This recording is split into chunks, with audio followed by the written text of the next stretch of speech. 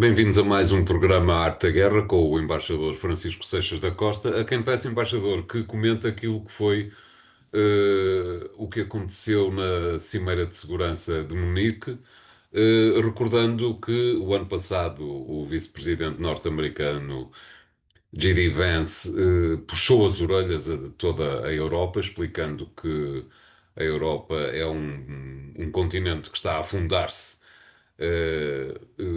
sobre si próprio, e desta vez foi o secretário de Estado Marco Rubio que veio, digamos que numa missão de salvamento, explicar que os Estados Unidos contam com a Europa, partindo do princípio que a Europa conta consigo própria para se salvar do atoleiro em que entretanto se deixou cair. Como é que viu tudo aquilo que se passou em Munique, embaixador? António, é uma tradição nas polícias à escala internacional, em todos os países, nos interrogatórios, haver uma técnica que é o polícia mau e o polícia bom. Dizia-se isso no Estado Novo, no fascismo, dizia-se que era o PIDE bom e o PIDE mau. E ano passado tivemos o PIDE mau, este ano tivemos o PIDE bom. Isto é, os Estados Unidos, que são nesta conferência de Munique, a Conferência de Munique é uma conferência que se realiza há 62 anos, e em que normalmente, uma vez por ano, líderes mundiais com importância relativa, maior ou menor, mas quase sempre com importância grande, fazem uma reflexão sobre as questões de segurança à escala internacional, nomeadamente à escala europeia, que é aquela que preocupa esta conferência. A partir de uma certa altura, a conferência no início era basicamente entre os americanos e os seus aliados europeus, depois passou, a partir do final da Segunda Guerra, da Guerra Fria, passou a incluir os russos. E, portanto, é famoso o célebre discurso de Vladimir Putin à Conferência de Segurança de Munique, em que, na realidade, se percebe qual é, digamos, a matriz e a narrativa essencial que está subjacente à posição russa em toda esta questão internacional, nomeadamente aquela que vai dar origem à invasão da Ucrânia. E, portanto, esse tempo da incorporação dos russos nesse diálogo acabou com a invasão da Rússia da Ucrânia e, portanto, neste momento a conferência voltou a ter o padrão normal, isto é, os países ocidentais e os like-minded, aqueles que pensam da mesma forma, e neste caso já incluiu o Japão, etc. E isso tem uma reflexão importante, é porque nos permite saber o estado da arte, não necessariamente no ponto em que as coisas estão, mas no ponto em que os países querem fazer parecer que o seu pensamento está. Esse é que é o ponto interessante. Esta conferência, como eu disse, ano passado, o António já referiu, teve o vice-presidente americano J.D. Vance. J.D. Vance é uma figura que vale a pena pensar nisto. J.D. Vance é uma figura criada pelo movimento Make America Great Again para ser número 2 de Trump, embora não fosse necessariamente um fiel de Trump. Mas é um homem, é o fiel desse grupo, que é um grupo que leva, de certa maneira, Trump a regressar ao poder e a ter toda a dimensão que hoje tem. E J.D. Vance é uma figura, digamos, muito cáustica, é uma figura que veio para a Europa dizer vocês não sabem tratar da vossa própria segurança, vocês não sabem olhar o mundo, estão em declínio, até em matéria de valores e princípios, e mais do que isso, quando chegou ano passado à conferência, a seguir recusou-se encontrar com vários líderes europeus e foi-se encontrar com o líder da AfD, da alternativa para a Alemanha, que é o grupo de extrema-direita dentro da Alemanha. E, portanto, isso deu um sinal daquilo que era, digamos, a narrativa. Estávamos no princípio, vale a pena lembrar, da segunda mandato de Trump, e isso deu um sinal daquilo que era o favorecimento dentro da Europa dos grupos mais radicais de extrema-direita. Este ano, os Estados Unidos trouxeram à Conferência de Segurança um homem muito hábil, que se tem mostrado bastante hábil, que é o atual Ministro dos Negócios Estrangeiros e que, por acaso, também coincide com a circunstância de ser o Conselheiro de Segurança Nacional. Os americanos, este ano, neste mandato, decidiram fazer isso assim, que é um antigo candidato à presidência da República dos Estados Unidos, à presidência dos Estados Unidos. Nós não costumamos dizer presidência da República nos Estados Unidos, mas é uma república, a menos que o Trump a transforme numa monarquia, e que é Marco Rubio. Marco Rubio é um filho de exilados cubanos, e daí fala-se muito da agenda da agenda que Marco Rubio tem relativamente a Cuba. Eu só gostava de lembrar, porque as pessoas às vezes esquecem isso ou não sabem isso, é que os pais de Marco Rubio fugiram de Cuba, é verdade, mas fugiram de Cuba do regime que os Estados Unidos apoiavam, e portanto que era o regime anterior à implantação do regime comunista. 1956, portanto, antes de 1959, de data da Revolução do Fidel Castro. Portanto, aquela ideia de que Marco Rubio é um filho daqueles que fugiram à ditadura castrista é mentira. Fugiram foi à ditadura de Batista, que era o líder, que era, aliás, profundamente apoiado pelos Estados Unidos nessa época. Mas Mas, que não se exilou nos Estados Unidos, preferiu exilar-se em Portugal. exatamente, exato. Eu em Espanha, eu acho que foi para a Espanha e depois já esteve aqui em Portugal. Também andou por aqui, exato. Batista era um dos sinistros ditadores latino-americanos e que, portanto, que foi sucedido pela ditadura depois da comunista, que foi nos primeiros tempos bastante insensada e depois teve a sua deriva autoritária até aos dias de hoje. Mas dito isto, portanto, Marco Rubio é uma figura diferente, é uma figura que claramente tem um pensamento estratégico no plano internacional bastante elaborado. Vale a pena dizer que aquilo que ele fez na sua conferência de imprensa anual, os ministros dos negócios estrangeiros americanos só fazem normalmente uma conferência de imprensa anual. Ele fez uma boa conferência de imprensa anual aqui há uns meses, em que se notou que é alguém que pensa a política externa. Rubio veio dizer aos europeus a mesma coisa que, mais ou menos, que J.D. Vance disse, só com outras palavras. É o polícia bom e o polícia mau.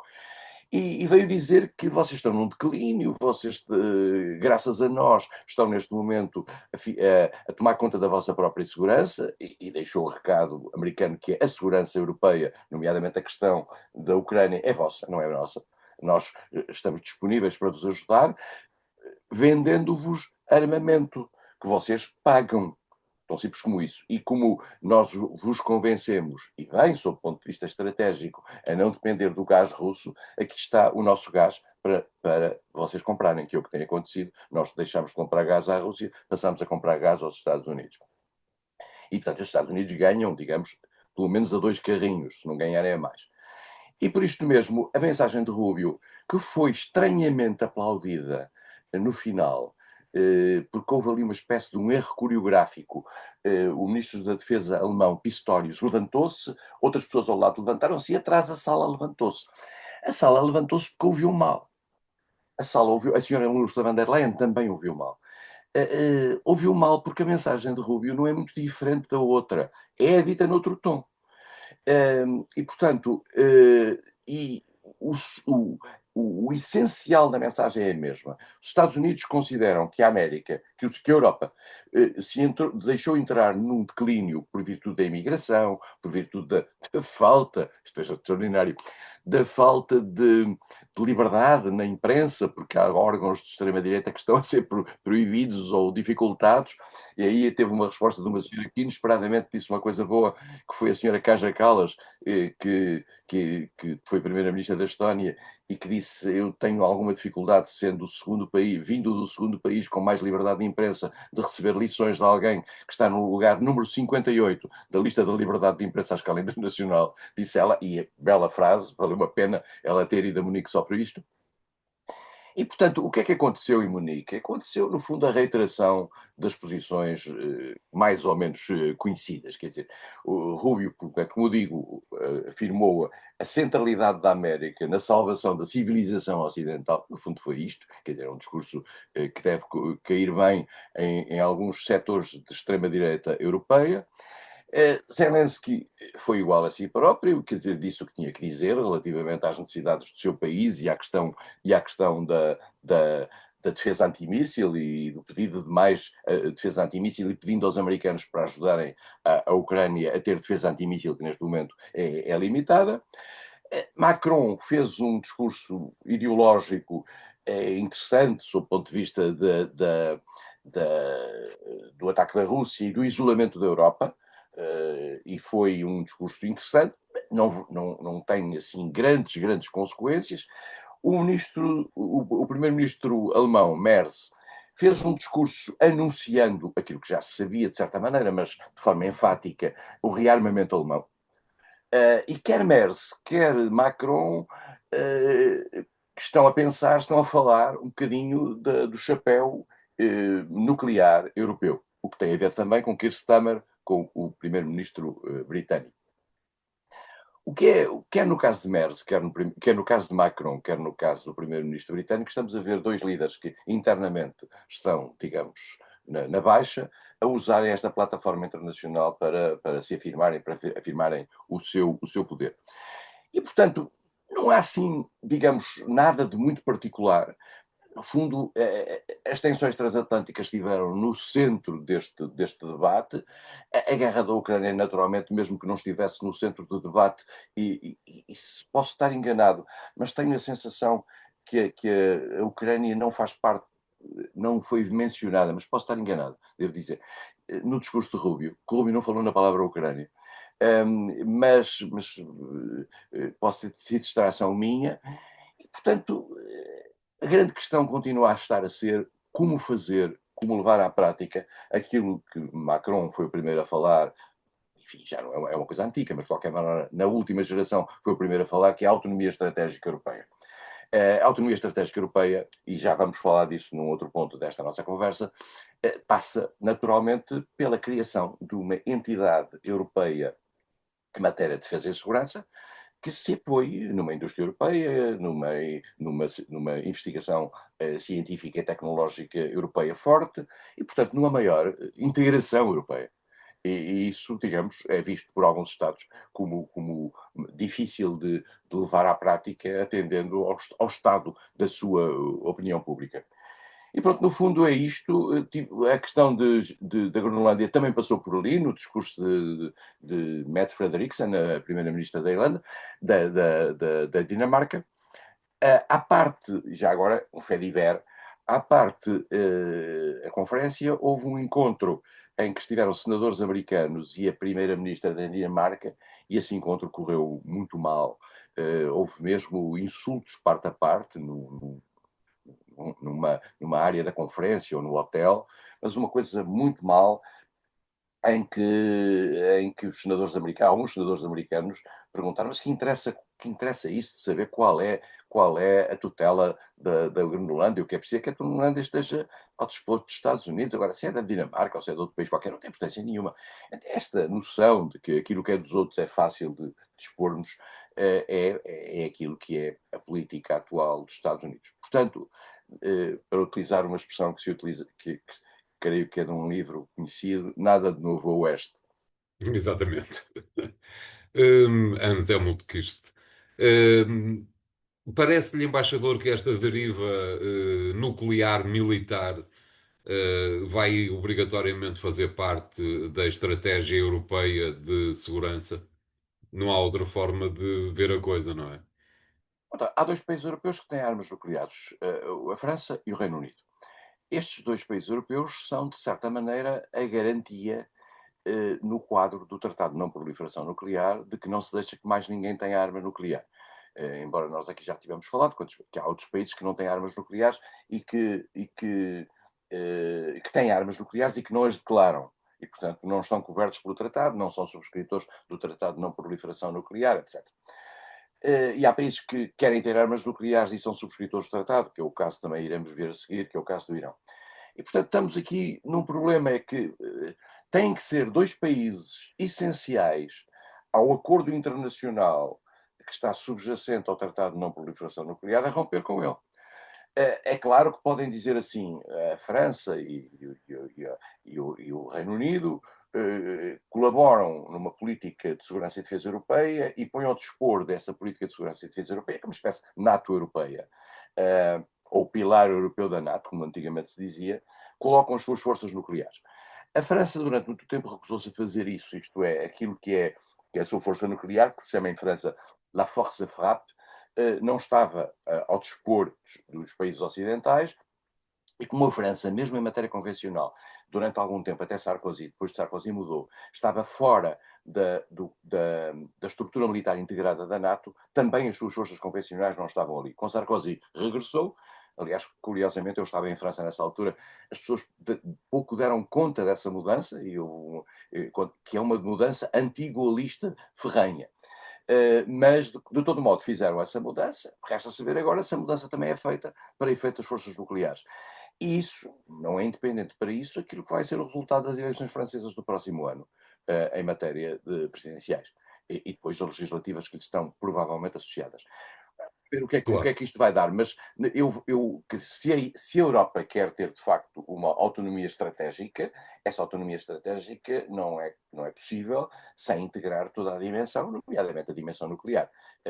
Agora, o grande problema, digamos, da Europa como uma entidade única em matéria de segurança e defesa, não é tanto o nuclear, ou vai ser a prazo, mas é a capacidade de ter vontade, como entidade coletiva, de avançar para uma integração, porque a política de defesa é uma política que só se defende contra alguém.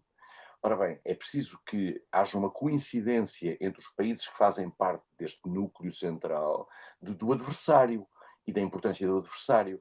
Ora, a Europa não é um país. A Europa são 27 países. Dir-se, mas só vão alguns. É verdade, provavelmente só irão alguns neste grupo avançado, nesta cooperação reforçada, nesta integração diferenciada, neste círculo concêntrico.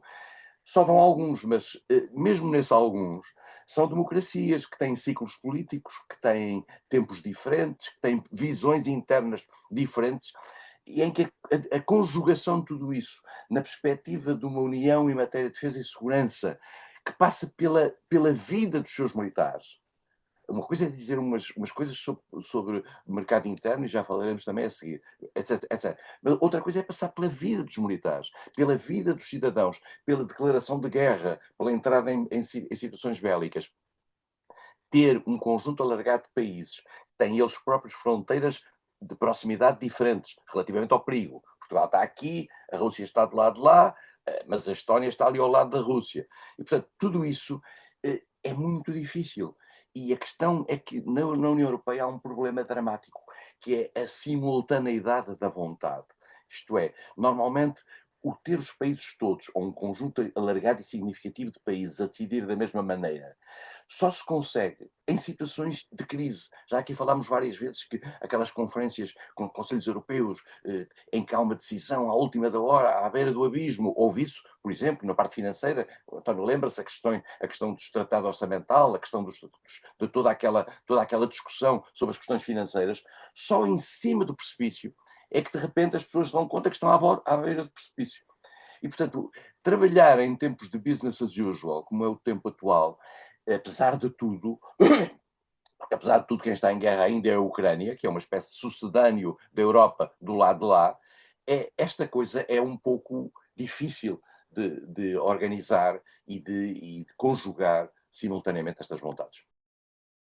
É um tema a que voltaremos, pelo menos paralelamente, na segunda parte do programa de hoje. Para já fazemos aqui o primeiro intervalo. Até já.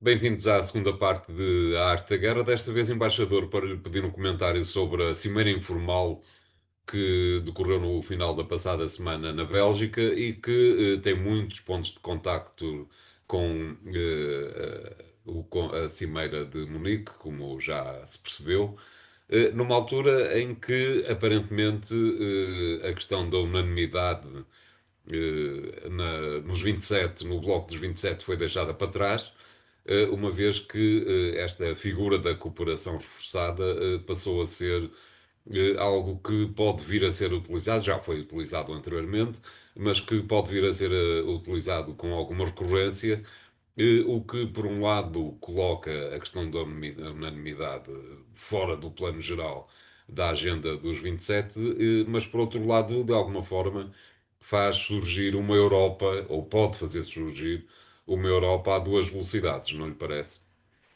Eu diria a três, António, porque o primeiro-ministro português não esteve presente nesta cimeira e Portugal não se fez representar estranhamente nesta cimeira. Eu sei que não é obrigatório, um Conselho Europeu informal não tem necessariamente de ter toda a gente, não foi muito explicado. E seria fácil de explicar que o Primeiro-Ministro não podia estar nesta cimeira, mas estaria o Ministro dos Negócios Estrangeiros em representação do Primeiro-Ministro. Pois claro. Isto não aconteceu, não sei bem porquê, mas enfim. Porque isto, de certa maneira, percebe-se que com a calamidade em Portugal o Primeiro-Ministro possa não ter disponibilidade para ir, isso é perfeitamente normal, mas o Ministro dos Negócios Estrangeiros pode ir. Esta cimeira, o António falou da questão da unanimidade, a questão da unanimidade é uma questão recorrente na União Europeia. Hum, Porque é que as decisões na União Europeia são aquelas que são importantes, nomeadamente aquelas que se ligam à política externa de segurança comum, são tomadas por unanimidade? Porque a União Europeia, na União Europeia, os países, há dimensões da sua soberania que os países não partilharam em termos europeus. E, portanto, considera-se que são questões que estão ligadas ao core, ao centro da sua própria soberania. A moeda, a segurança, etc. E, portanto, os países não partilham essas decisões e não há votos maioritários. E depois eu gostava de lembrar aos nossos espectadores, com todo o cuidado semântico, o seguinte. É fácil falar de unanimidade, é fácil falar de maiorias, de votos por maioria, que normalmente estão ligados às populações, ao que representam a população de cada país, quando se vem de um país que tem uma grande população, quando se vem de um país que está no centro da União em matéria das próprias interesses que são projetados no processo decisório em Bruxelas, em que se vive num mundo diferente. Um país, digamos, periférico, que não está exatamente no mainstream, como dizem os anglo-saxónicos, dos interesses, tem mais dificuldade em aceitar a perda da unanimidade, porque de repente pode ficar esmagado por uma maioria grande que impõe decisões ao próprio país. E eu gostava de lembrar uma coisa. Gostava que as pessoas pensassem nisto. Quando um país vai a Bruxelas e, de repente, num processo de voto por maioria e fica, digamos, minorizado, e fica em minoria e diz, chega a Lisboa ou a outra capital e diz, eu tenho muita pena, mas bem tentei, mas na realidade não tive votos suficientes para poder para poder garantir a maioria. Um membro do governo desse país, o primeiro-ministro desse país, o ministro desse país, de certa maneira, perante os seus cidadãos, mostra uma certa incapacidade. Isto é, a certa altura, o cidadão português que vota percebe que tem menos direitos, ou que consegue expressar no quadro europeu menos direitos a questões ligadas à sua soberania, do que outros países conseguem. O que deslegitima os poderes nacionais. Esse é um ponto, as pessoas não se dão bem conta disto, mas se amanhã o primeiro-ministro português, ou o ministro da Agricultura português, ou o ministro de outras áreas, vier de Bruxelas e dizer eu tenho muita pena, mas não consegui defender a questão dos rios, ou a questão das têxteis, ou a questão disto, aquilo outro, porque houve uma maioria contra mim. E o cidadão português que olha para estas coisas e diz, caramba, mas este homem não conseguiu. Então eu elegi um parlamento que elegeu um governo que vai a Bruxelas e agora vem-me dizer que Bruxelas tomou conta dele. E aí vem a questão. Então isto é culpa da Europa. Então a Europa é que é o nosso o scapegoat de tudo isto. Ora bem, é preciso ter muito cuidado com isto. Há dimensões que ligam-se à soberania que não podem ser partilhadas assim. Diz-se, mas isso é fundamental para a Europa. Ok, então vamos fazer o processo das cooperações reforçadas. O processo das cooperações. Mas as cooperações reforçadas, António, levantam um outro problema. Eu não queria estar aqui a falar de questões institucionais europeias, mas acho que é importante que as pessoas tenham consciência disso. Nós temos um Parlamento Europeu que tem umas centenas de deputados de todos os países. As cooperações reforçadas, se forem só meia dúzia de países a tomar decisões sobre um determinado assunto, há duas instituições que eu não sei como é que funcionam bem. Num dos modelos está mais ou menos decidida, que é a Comissão Europeia. Porque a Comissão Europeia, teoricamente, é de todos, não é só daqueles que entram na cooperação reforçada. Quem é que paga depois a cooperação reforçada? Também é um ponto importante. Mas também o Parlamento Europeu. Diz-se, mas enfim, então as decisões são tomadas, depois vão ao Parlamento Europeu e estão lá a votar deputados de países que não entram na cooperação reforçada. Esta questão, não, eu digo isto com este entusiasmo, porque já discuti isto na Europa horas e horas e horas, na questão da decisão das cooperações reforçadas. São processos muito complexos no processo decisório europeu e que não estão totalmente claras. Diz-se, mas perante esta pressão do imediatismo, da necessidade de tomar decisões, temos que avançar por aqui. Temos, mas eu costumo dizer que há dois conceitos que têm que ser sempre mantidos dentro do processo decisório europeu: a eficácia das decisões e a legitimidade das mesmas. Se não houver as coisas não correm bem, porque está-se a prejudicar não havendo legitimidade, está-se a prejudicar a democraticidade do processo. Portanto, este é um ponto importante. E isto é só para dizer que aquilo que se passou, estes conselhos informais não são de natureza decisória. Este conselho informal suscitou uma questão absolutamente essencial, que é a questão da competitividade europeia. A competitividade europeia, que está expressa nos relatórios Letta e Draghi, e foram lá os dois apresentar estes elementos, passa, por exemplo, pelo completamento do mercado interno europeu. E o que é o completamento do mercado interno europeu? Há um conjunto de áreas dentro da Europa que não estão comunitarizadas e que não estão a funcionar de forma aberta. E disse, então faz-se uma legislação e compõe-se isso rapidamente, umas diretivas, mas há países que, por exemplo, mantêm a autonomia em matéria fiscal, que lhes permitem serem receptadores, digamos, de capitais, em detrimento de outros. Há países, como é sabido, os impostos não são iguais em toda a União Europeia. E não há consenso, aí sim, não há consenso para se fazer uma uniformidade em matéria fiscal. Mas há outros setores em que se podia ter ido já mais além, no sentido de completar aquilo que é a grande força da Europa, que é o mercado interno, as relações entre os vários países. Essas relações entre os vários países estão facilitadas em variedíssimas áreas, mas em outras não. Em outras houve uma espécie de reserva nacional. E é esta tentativa de pressionar os países em função daquilo que é a urgência de criarmos um poder económico europeu e que isso passa pelo completamento do mercado interno, que levou a este Conselho Europeu informal, muito importante, e que agora as conclusões que não são formais deste Conselho vão ser ponderadas pela Comissão Europeia e que vai ela própria, que é o elemento, que é a única entidade dentro da União que pode propor medidas. O Parlamento Europeu não tem direito de iniciativa legislativa, como os parlamentos, como um Parlamento Nacional.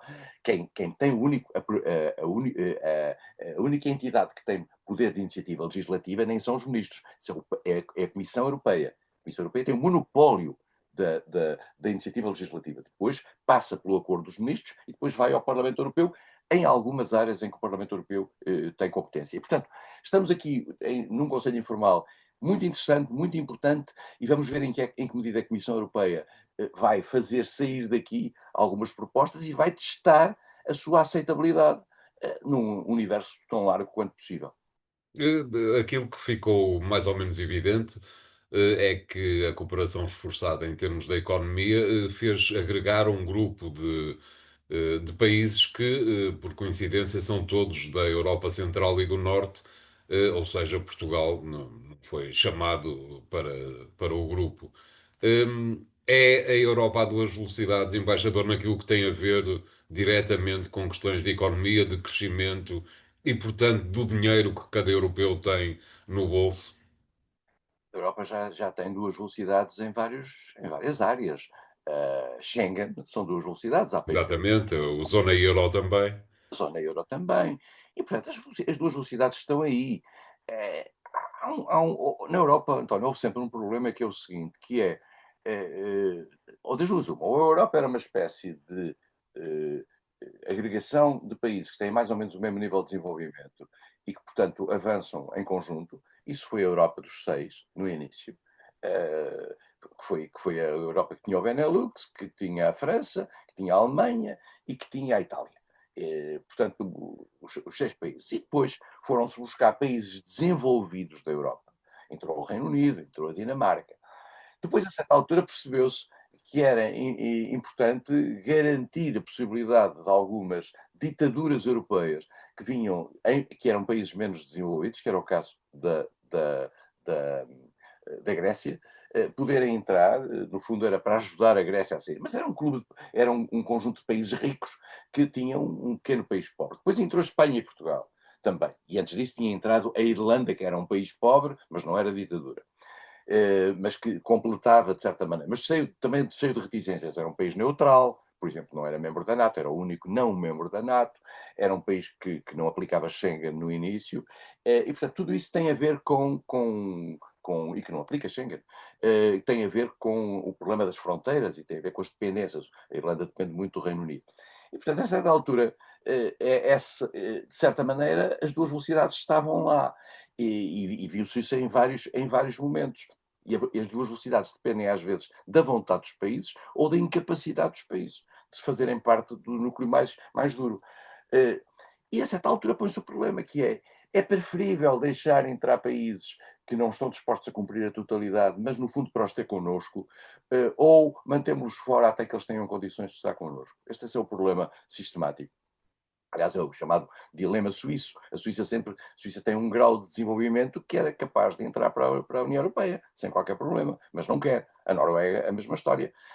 Mas depois foi necessário fazer o gesto de ter os países de leste, a partir do momento em que eles se libertaram da pressão Moscovo. E a partir daí é o grande alargamento em que entram 10 mais 2 países. Depois também se foi buscar Chipre e Malta. E, portanto, há aqui momentos em que as duas velocidades estão lá. E agora, o que eu falava há bocadinho das chamadas maiorias que se projetam no processo decisório em Bruxelas, é isso mesmo. É que, durante muitos anos, quem manda no processo decisório em Bruxelas são um conjunto de países que têm um desenvolvimento até ligeiramente parecido, que é o desenvolvimento do centro. A agregação dos países do Norte, a Suécia, a Finlândia e a Áustria também, vieram, digamos, reforçar essa dimensão dos países mais desenvolvidos, onde já lá estava a Dinamarca, onde esteve o Reino Unido até ao Brexit, e, portanto, esses países, no fundo, confortaram o Benelux. E depois há países que querem ser Benelux e não são, que é o nosso caso, quer dizer, nós queremos entrar o mais possível nas políticas de integração, porque é uma maneira de fugirmos à perifericidade que o nosso próprio mapa mostra. São Europas muito diferentes, umas avançam mais rapidamente num setor, outras avançam noutro, combinar estas Europas é ao mesmo tempo um desafio importante e esta dualidade ou multiplicidade de Europas é a sua própria fragilidade. Mas às vezes não é possível unir aquilo que vive separado e que tem dinâmicas separadas e idiosincrasias separadas. Claro. Obrigado, embaixador. É claramente um tema a que iremos continuar a assistir no programa, lá mais para o verão. Entretanto, faremos aqui o segundo intervalo do programa de hoje. Até já.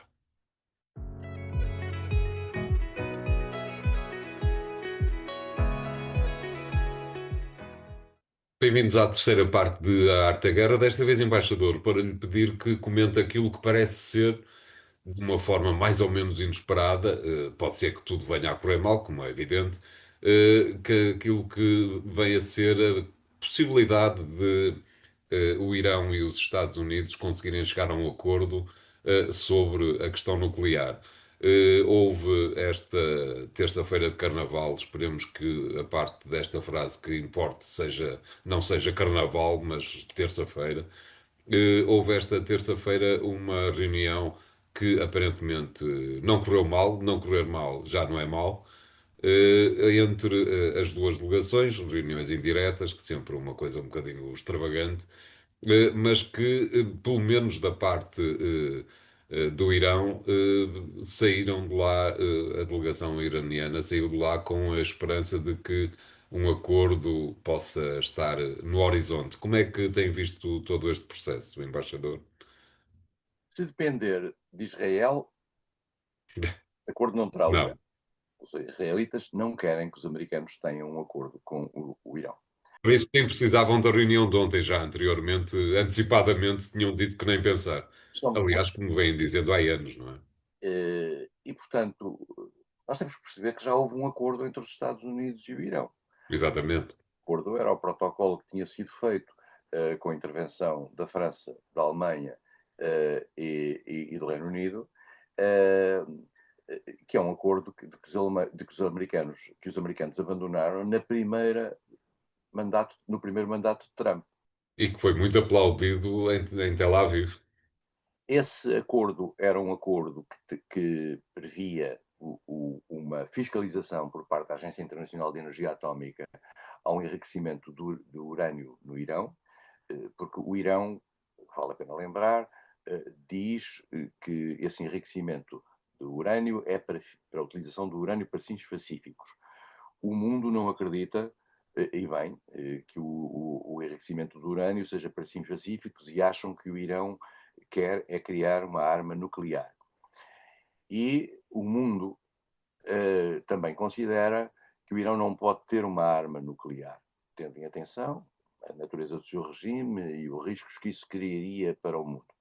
Mas o mundo também considera que Israel, não sendo membro do Tratado de Não Proliferação Nuclear, pode ter arma nuclear, embora a não declare. Portanto, o mundo tem várias caras. E Israel não quer que o Irão tenha arma nuclear, porque é uma ameaça a si própria, e o contrário também é verdade. É que a bombeira israelita também é uma ameaça ao Irão. Mas também um grande aliado dos Estados Unidos na região, que é a Arábia Saudita, e todos os seus satélites ali à volta também não querem que o Irão tenha arma nuclear. E os Estados Unidos também não querem, a Europa também não quer, porque desconfia da arma nuclear iraniana.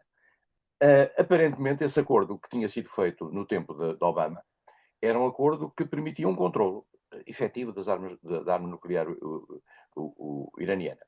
Aparentemente, os Estados Unidos, e agora sabe-se por pressão israelita, saíram desse acordo e a certa altura o Irão decidiu, então eu agora já posso fazer o enriquecimento do urânio como quiser.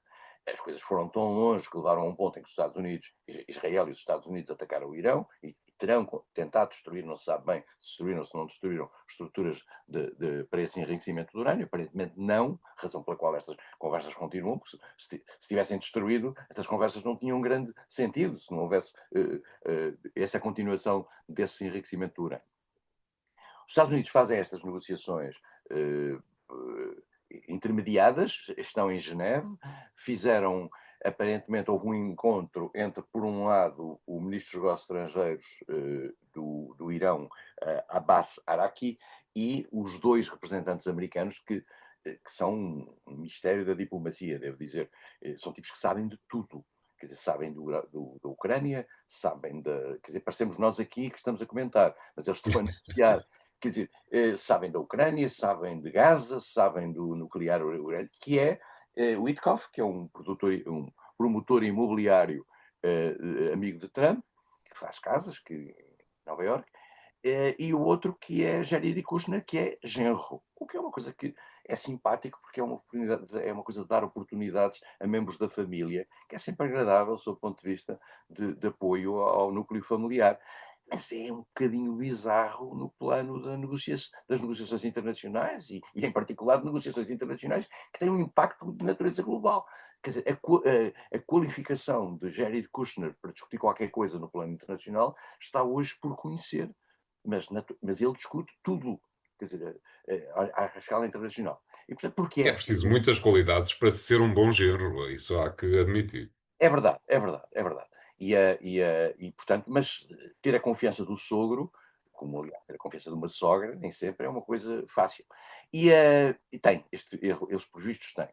E, portanto, o que saiu desta reunião, António, é o seguinte: ambas as partes, mas a principal declaração foi por parte do ministro dos Negócios Estrangeiros do Irão, diz que há uma espécie de um acordo sobre os temas essenciais em que vamos trabalhar.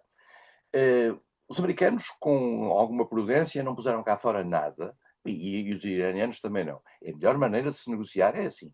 É não pôr cá fora nada, porque senão começa a especulação mediática, em cima disso, as pessoas a dizer sou contra ou a favor, e de repente há um momento em que isso tem um impacto sobre a própria negociação. E portanto é bom que isto se passe com alguma descrição. Portanto vamos ver em que medida é que as coisas avançam. De certa maneira, estar aberto um caminho de diálogo entre os Estados Unidos e o Irão é uma boa notícia para toda a gente. Portanto, a única coisa que nós podemos é esperar, porque os americanos, nos últimos tempos, têm-nos dado mostras de que estão sensíveis a um argumento que para os diplomatas é quase sempre importante, que é manter uma discussão na reserva. Já assim foi com o Iraque. Nós temos falado aqui da dificuldade que é sabermos onde é que estamos na negociação com o Iraque, a Ucrânia, da Ucrânia, e agora esta questão do Irão. E, portanto, é bom que isto se passe assim, porque pôr cá fora as coisas demasiado cedo rigidifica a negociação. o grande problema das negociações, para quem não esteve nunca envolvido nelas, é que a partir do momento em que uma posição de um dos lados é colocada a público e é defendida em público, depois é muito mais difícil sair dessa posição, pela simples razão de que se esteve a defender uma coisa e agora recua-se dela.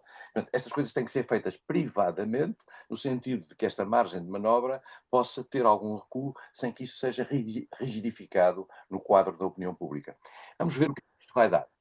Não lhe parece, embaixador, que, pela mera lógica, um dos países que mais ganharia com um acordo entre o Irão e os Estados Unidos seria exatamente Israel?